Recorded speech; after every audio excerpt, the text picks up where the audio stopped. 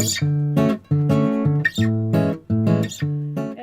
5 minutinhos só para falar um pouquinho com vocês sobre aquele trabalho que a gente fez sobre os projetos turísticos, né? E a gente prometeu trazer uma devolutiva para vocês. Reforçar com quem estava e chamar atenção para quem não estava sobre a importância dos atores, né, dos agentes que trabalham com turismo nas prefeituras, né? A gente chamou a atenção aqui que no projeto do DAD, geralmente são as equipes técnicas que assumem os projetos que vão para o DAD, na maior parte das vezes são as equipes técnicas que decidem com os prefeitos, que mandam os projetos para o COC, né? A gente conversou sobre tudo isso naquela oficina, e a gente ressaltou aqui a importância, a relevância de vocês, quem não está muito envolvido com esse processo, de vocês buscarem se envolver. E para se envolver, precisa conhecer, precisa entender como é que funciona, precisa saber quais são os documentos que são necessários ser entregues lá, porque muitas vezes vocês nem sabem como podem se envolver, porque nem sabem o que precisa apresentar, que tipo de documento é importante ser encaminhado para o COC, posteriormente para o DAD. Então, a gente trabalhou naquele dia com um formuláriozinho simples, porém importante, que é o que vai para o COC e que ali é que se decide o que a prefeitura vai desenvolver de projeto para apresentar para o DAD depois. E a gente chamou a atenção aqui que, na verdade, o que mais conta na hora da análise lá do COC é a questão da justificativa daquele projeto, do porquê que aquele projeto é importante para o turismo. Os conselheiros, eles estão muito focados nessa questão. Então, quanto mais subsídio, quanto mais informação estiver nesse simples formulário que a prefeitura apresenta, destacando a importância da vocação do interesse turístico daquele projeto, passa rápido, fácil e sem questionamentos maiores lá pelo COC. Então, vocês desenvolveram uns projetos, né, naquele dia, naquela oficina. Eu só queria chamar a atenção aqui para o que foi apresentado e reforçar novamente, né? Aqui foi um projeto que foi apresentado, cujo objeto foi nomeado Capacitação e Sensibilização do Uso Consciente das Trilhas Ecológicas. Lembrando que esse projeto era baseado em umas informações que vocês receberam, né? Vocês receberam os critérios, né, para se montar esse projeto. Esse objeto foi nomeado dessa forma. Chama atenção aqui em vermelhinho que só faltava destacar capacitação e sensibilização do uso consciente das trilhas ecológicas de tal lugar, que seria o nome do objeto, que é o nome do objeto que vai para o convênio. Quando o convênio ele é firmado, ele é assinado lá pelo prefeito e pelo governador, o nome do objeto é o que vai estar lá no convênio dizendo: eu estou liberando recurso para o projeto tal, que é esse, capacitação e sensibilização do uso consciente das trilhas ecológicas do lugar X. Na justificativa técnica, aqui foi um trabalho muito rápido, foi só para vocês terem, né, o acesso ao que vocês precisam apresentar. Então, de fato, não houve tempo para vocês desenvolverem, né, um texto mais elaborado, enfim, até porque vocês não conheciam totalmente a realidade do objeto, foi um exemplo fictício. Então, aqui eu só chamo a atenção que o grupo colocou que a justificativa turística seria a valorização do meio ambiente, com a preservação do local, minimizando o impacto das trilhas, geração de renda, sensibilização e capacitação dos participantes. Então, chama atenção para quando for mesmo vocês pegarem esse documento e apresentarem lá para o prefeito assinar e encaminhar para o COC, vocês contextualizarem o que representam essas trilhas ecológicas para o turismo da sua cidade, da sua estância. Então, contextualiza, né? Trata-se de uma área com tais e tais características, já recebe visitantes de forma improvisada, de uma forma não adequada, mas recebe, né? Tem um fluxo turístico relevante, importante para o desenvolvimento turístico da nossa cidade. Contextualiza o que é aquilo ali, o que aquilo representa para o turismo da cidade, para poder aí encaixar né, o porquê que esse projeto vai ser importante. Dessa forma, pretende-se, então, valorizar o meio ambiente, gerar renda para quem? Quem vai ser capacitado e gerar renda depois nesse projeto das trilhas ecológicas? Quem vão ser as pessoas? Vão ser só agentes públicos? Vão ser trainees, como chamou a atenção aqui o Zupo hoje? Vão ser jovens que vão ser selecionados nas escolas públicas para poder desenvolver, se sensibilizar e serem capacitados para desenvolver esse projeto? Quem são os participantes dessa capacitação? Enfim, dentro dessa justificativa, é o contexto, a introdução de como esse projeto se insere nesse contexto, quem vão ser as pessoas beneficiadas, porque essa justificativa bem montada, os conselheiros lendo aquilo ali, passa sem maiores problemas. E acompanhado a esse formulário, fotos dos locais, de preferência, se já houver turistas utilizando o local, mostra que já existe um uso turístico daquele local, mapa com a localização dessa área, que vai ser melhor explorada com essa capacitação e essa sensibilização. Quanto mais informação anexada, trazendo subsídios, mais rápido, mais fácil é aprovado. Né? A gente tem muitas vezes, infelizmente, lá nas reuniões do COC, projetos importantes, projetos que, sem dúvida nenhuma, vai trazer um impacto positivo para o turismo dessas instâncias, só que ele está mal elaborado, ele está mal justificado, ele não traz informações suficientes e o COC passa dizendo, pedir para a Prefeitura maiores esclarecimentos, porque a Prefeitura não soube justificar a contento para poder passar na primeira reunião em que ele é apresentado. Com isso, a Prefeitura perde um mês, na outra reunião, no próximo mês, que vai justificar de novo, vai mandar informações de novo, para que aí o COC analise de novo. Olha o tempo que a Prefeitura perde com tanta coisa que podia ser adiantada se tivesse sido aprovado logo na primeira reunião.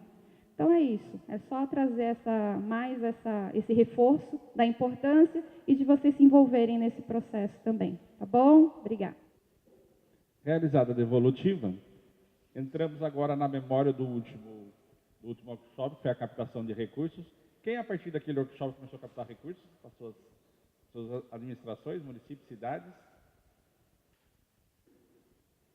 Ninguém? Gente, fique tranquilo, vocês se recordam que tem um início. O início foi no último workshop e, gente, comecem a praticar. Captação de recursos, não somente financeiros, mas qualquer tipo de recurso que vocês vão ver o quanto vocês podem ser efetivamente importantes para o turismo local e regional. E mais ainda, reiterando o que a Shirley falou lá naquele workshop de projetos, vocês são fundamentais para fundamentar, justificar os trabalhos, os projetos de turismo a serem enviados para qualquer investidor. Aqui, os encontros foram realizados dia 17 e 24 do mês de maio, em São José dos Campos e aqui em Águas de São Pedro. A metodologia do SENAC vocês já conhecem.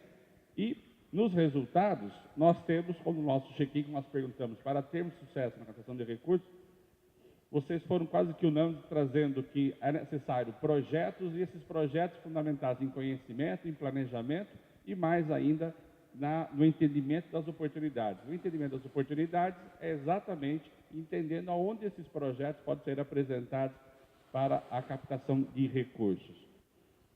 Nós trouxemos para vocês no briefing, né, que a Prefeitura da Estância da Alegria, com o apoio do Contur e da Precesc, apresentava uma solicitação a vocês. A solicitação era exatamente a realização de um projeto para captação de recursos, envolvendo 6.000 alunos da estância. Vocês construíram todo o processo, primeiro, deixando claro quais seriam as modalidades de patrocínio. As que estão com xizinho foram as que mais apareceram, as 3 primeiras, com patrocínio, parceria e apoio. Vocês apresentaram também quais seriam os potenciais fontes de empresas, né? Principalmente aqui nesse caso, o Instituto Estadual Cultural, empresas locais interessadas, Agropet, são empresas da realidade de vocês, e esse era exatamente o trabalho. Também como potenciais fontes, vocês trouxeram aqui pessoas com tour, turismólogos, meio ambiente, secretarias e outros profissionais, que também são importantes, potenciais fontes, a Secretaria de Educação, a Secretaria de Cultura, a Secretaria de Turismo, ou seja, na apresentação de vocês já traziam a questão da transversalidade do turismo, a importância dela para a instância da alegria. Aqui outros canais para essas fontes, sendo o SENAC um deles também, assim como outros representantes do Sistema S. Quais seriam os tipos de recursos? Nós colocamos o financeiro, econômico, os equipamentos, materiais e pessoas, e vocês foram listando, juntamente com o polo de Campos do Jordão, quais seriam esses. Aqui foi a estrutura do projeto que vocês montaram a partir de um sumário executivo. O processo de comunicação, como vocês iriam se utilizar para fazer essa capacitação, né, desenvolvendo uma nota à imprensa, inclusive, anunciando o projeto, vocês colocaram edital de convocação, mídias sociais, o coffee break, material de divulgação, reuniões pessoais e outras. Vocês tinham que fazer uma apresentação do projeto, captando patrocinadores.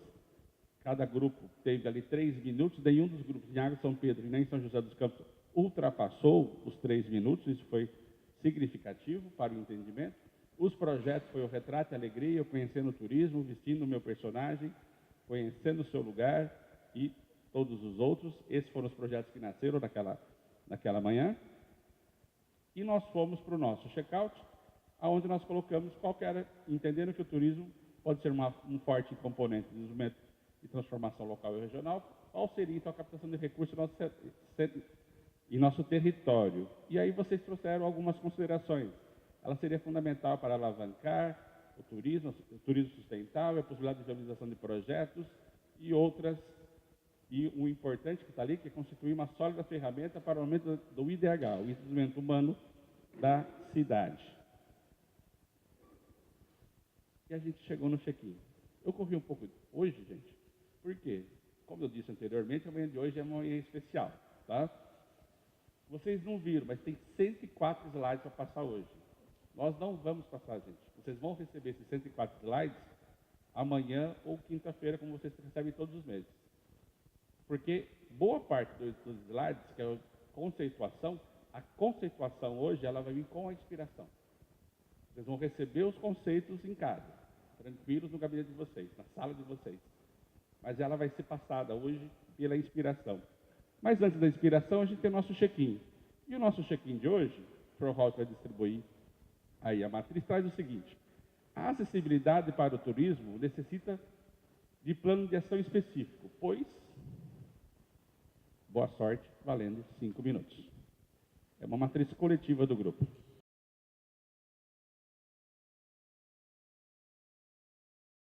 O Edson Passafaro é a nossa inspiração aqui para esse workshop.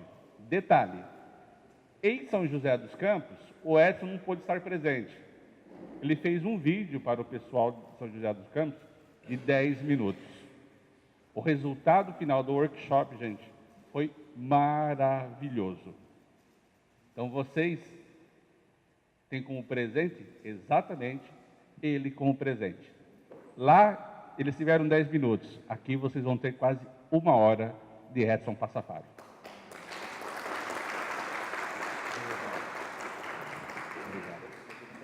Tá bom. Enquanto eu estou falando aqui, ele vai comer. Tá certo. Bom dia a todos. Prazer estar aqui com vocês.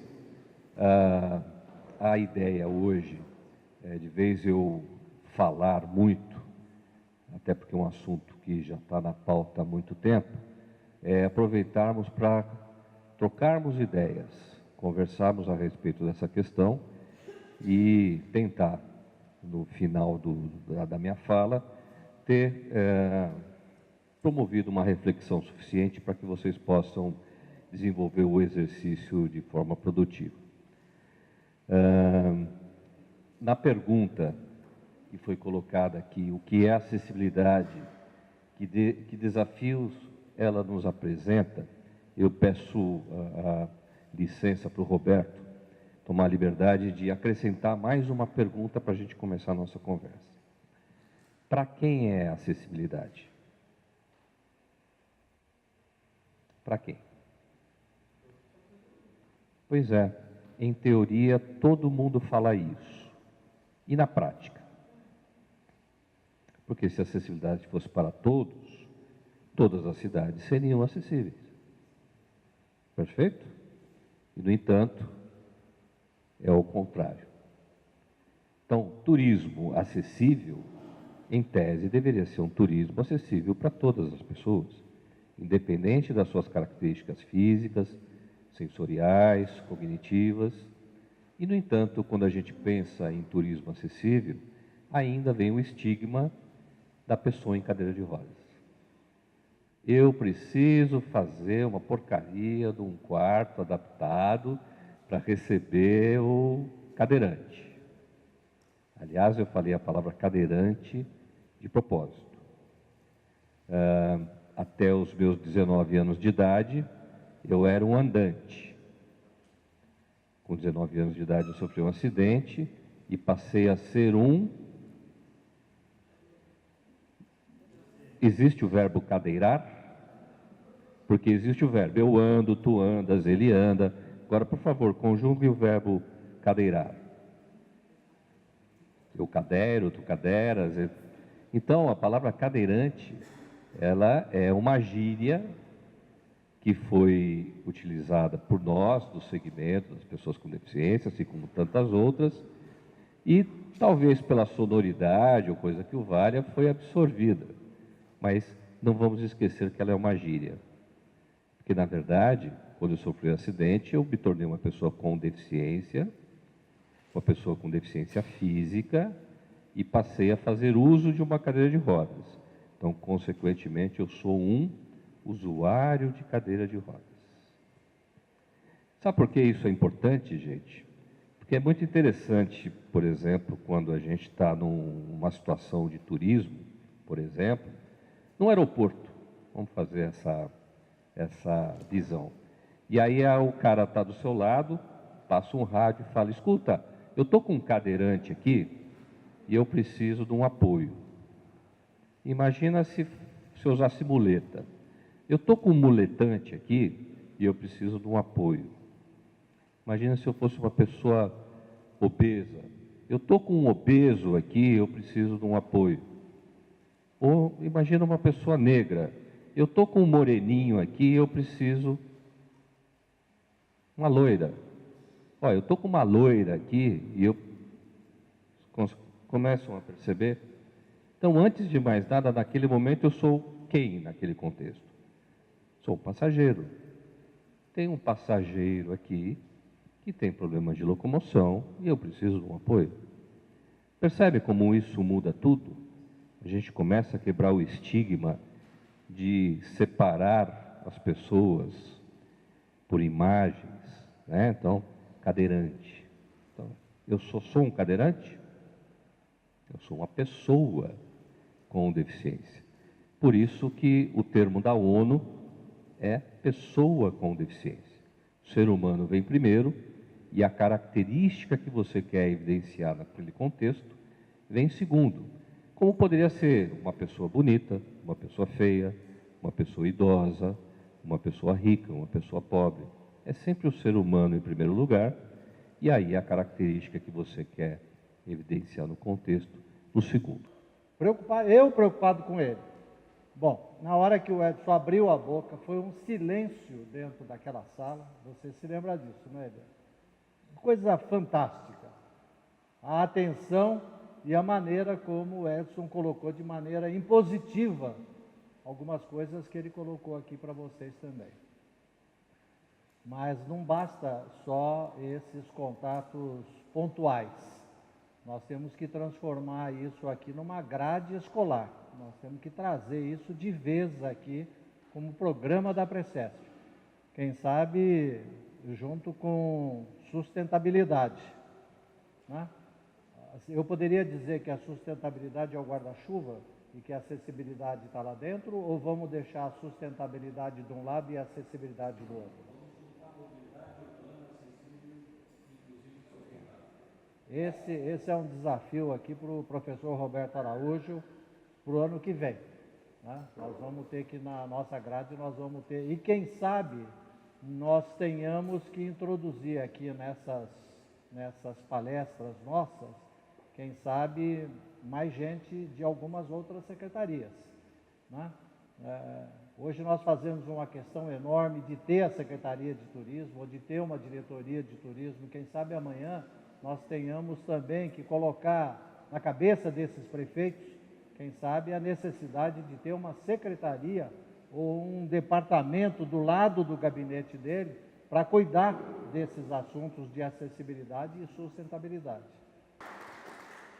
Obrigado, Edson. Pessoal, o Edson trouxe algumas provocações e ele, uma das provocações dele, ele falou o seguinte: imagine vocês cegos, e vocês já perceberam que tem vendas na mesa de vocês. Por quê? A primeira prática nossa é exatamente isso. Olha, os membros de cada grupo deverão formar dupla. Então, eu até pedi para uma mesa para escolher alguém para vir para a primeira mesa aqui, né? Um simulará ser o condutor e o outro o deficiente visual.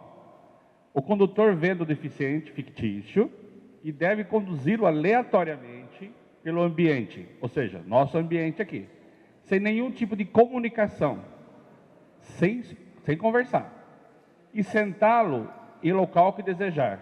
Sentando, aí vocês vão conversar. Em seguida, ainda na condição de condutor e deficiente, retorne ao local de origem. Isso, dobra que é melhor, isso. Fernanda, como vai conduzir? É de vocês agora. Vai para o local de origem. E olha que discriminação maior do que o locutor ficar anunciando no sistema de som que existe um usuário de cadeira de roda que precisa ir ao banheiro, né? Gente, vocês imaginem como essa pessoa se sente sendo anunciado no sistema de som que ele precisa ir ao banheiro. E mesmo assim ele não foi, e aconteceu exatamente isso em São José dos Campos. Edson, é comum acontecer isso?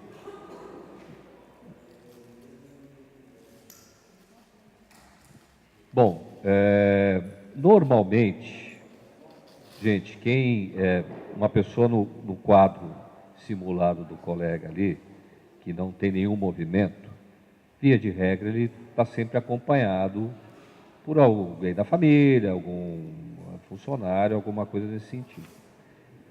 Mas pode acontecer essa situação. Agora, é comum, no meu caso, por exemplo, que não preciso dessa ajuda, mas o banheiro não tem acessibilidade, as pessoas se prontificarem a ajudar. Ah, não tem acessibilidade, mas a gente dá um jeitinho, te ajuda. Agora, imagine vocês precisar da ajuda de um desconhecido para ir ao vaso sanitário. O quão constrangedor isso é, porque alguém se recusou a colocar uma porta de banheiro um pouco mais larga. Obrigado, querido. E o que aconteceu em São José dos Campos aconteceu aqui também, gente. Uma pessoa do sexo feminino se prontificou a levar ele até o banheiro. Isso aconteceu em São José dos Campos e aconteceu aqui. Que o desespero é tamanho que vai levar, mas vai chegar num limite que ela não vai entrar. Aí a Shirley fez uma pergunta muito interessante: você vai entrar no banheiro masculino? Aí a Fernanda: eu nem pensei nisso, eu só pensei. Gente, porque é exatamente isso que se passa no mundo lá fora. Diante disso, pessoal, vocês vão receber na matriz. Quais foram nossas observações? Tem duas super legais que já falaram. Tragam isso que já me falaram. Quais foram nossos sentimentos? Quais foram nossas necessidades? E quais auxílios não lhes foram prestados?